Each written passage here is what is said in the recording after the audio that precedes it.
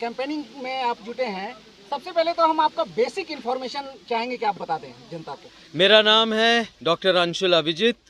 मैं पटना साहिब लोक सभा क्षेत्र का महागठबंधन कांग्रेस का प्रत्याशी हूँ। मेरी पृष्ठभूमि से बहुत लोग वाकिफ़ हैं, लेकिन मैं दोहरा देता हूँ। मेरी माँ श्रीमती मीरा कुमार हैं, पूर्व लोकसभा स्पीकर। मेरे नाना जी हैं बाबू जगजीवन राम, प्रधानमंत्री भी रह चुके, वो रक्षा मंत्री भी रह चुके।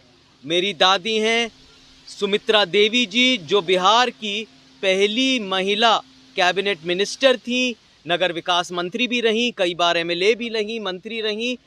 और एक तरह से बिहार के विकास में ये सब लोग जो भी यहाँ मेरी पृष्ठभूमि है, वो हमेशा निष्ठावान रहे, वो समर्पित रहे, तो यहीं पर लोगों के बीच में मौजूद रहे।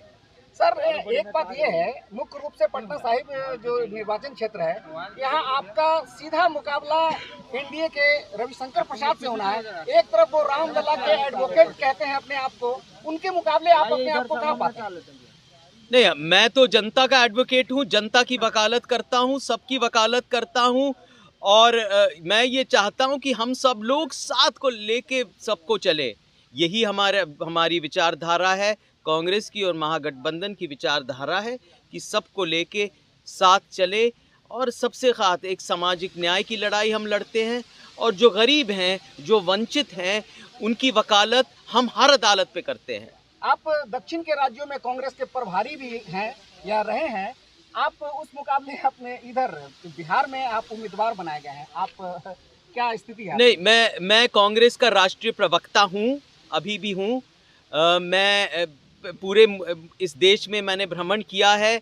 वहाँ पर मेरे नाना जी बाबू जगजीवन राम के बहुत चाहने वाले हैं, सब जगह लोग मुझे बुलाते हैं। पार्टी ने ये निर्णय लिया कि मैं पटना साहिब इस सीट से मैं लड़ूं, मुझे उचित समझा। मैं उनका शुक्रिया आभार व्यक्त करना चाहता हूं, और आवाम के बीच में मैं आया हूं। जनता का विश्वास और बल से मैं ये सीट जीतूंगा। जनता के मत को हासिल करने के लिए, इसको साधने के लिए आपके पास मूल मंत्र क्या होगा? जिंदाबाद जिंदाबाद जिंदाबाद जिंदाबाद जिंदाबाद जिंदाबाद। मेरे पास एक कांग्रेस की और महागठबंधन की एक सकारात्मक योजना लेके आए। उनको हम गारंटी कहते हैं कि पहली नौकरी पक्की, जो युवक जो शिक्षित हासिल कर सक, जो युवा वो हैं, और महिलाओं को, जो गरीब महिला हैं, उनको 1 लाख रुपए सालाना मिलेगा। ये हमारी गारंटी है। और गारंटी इसलिए कहते हैं क्योंकि और राज्यों में जैसे कर्नाटक हुआ, तेलंगाना हुआ, इस बात की पुष्टि हो चुकी है कि जो हम कहते हैं वो हमेशा करते हैं। इसके अलावा जो किसानों को राहत मिलेगी, कर्ज माफ़ी मिलेगी, मनरेगा 400 रुपये से कम नहीं होना चाहिए, या जो सामाजिक न्याय की लड़ाई है, अग्निवीर हटाने की लड़ाई है, ये सब हम लड़ रहे हैं। इंडिया गठबंधन के जो आपके टॉप लीडर्स हैं, वो गारंटी की बात कर रहे हैं। कहीं जो मोदी जो गारंटी दे रहे हैं, ये उसका कॉपी तो नहीं है? नहीं, वो तो विपरीत है। गारंटी शब्द तो हमने शुरू किया कि उनके वादे थे और खोखले वादे थे, ज्यादा कहने की जरूरत नहीं। 2 करोड़ नौकरियां आपको मिली, 15 लाख रुपए बैंक अकाउंट में किसी के आए, या किसानों की जो आमदनी दुगनी, किसानों की जो राहत मिलनी चाहिए थी, कर्ज माफी होनी चाहिए थी, वो हुई।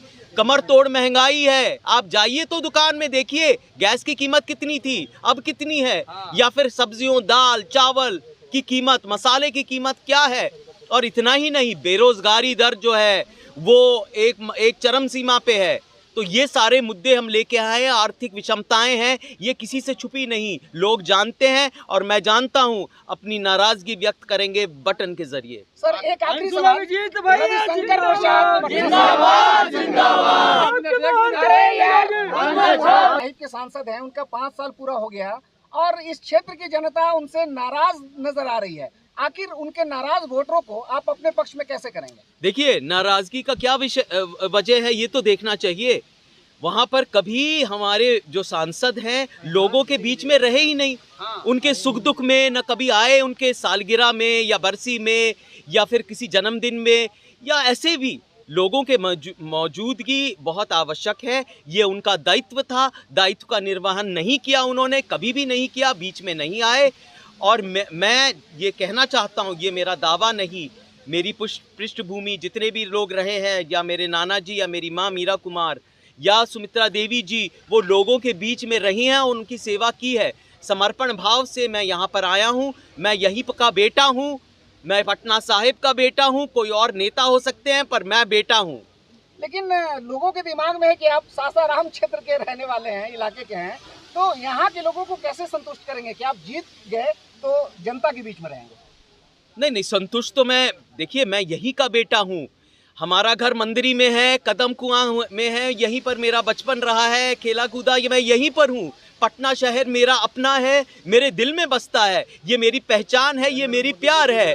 तो इसमें और क्या कहना। और आप मेरे नाना जी के बारे में जानते हैं, बाबूजी के बारे में या सुमित्रा देवी जी के बारे में, और मुझे कहना क्या है। और ये बात सही है, मुझे लोगों के बीच में जाना है और उनका दिल जीतना है, ये मेरी जिम्मेदारी है और ये मैं करूँगा।